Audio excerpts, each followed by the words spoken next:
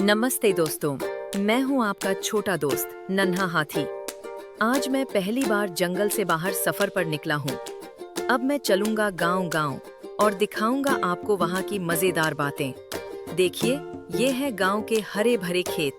कितना सुंदर है ना? वो देखिए किसान चाचा सुबह सुबह खेत जोत रहे हैं। अरे वाह, यहाँ के बच्चे तो बहुत प्यारे हैं। उन्होंने मेरे साथ खेला, मेरी सूंड से झूला झूला और मुझे फूल भी पहनाया। से चीज, चलो एक ग्रुप सेल्फी हो जाए। ये रही हमारी प्यारी दादी अम्मा।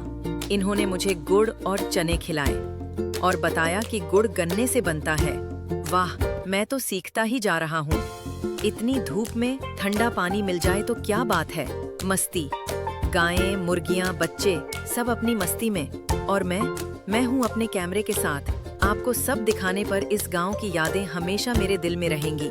तब तक के लिए लाइक दबाओ, कमेंट करो और सब्सक्राइब करना मत भूलना।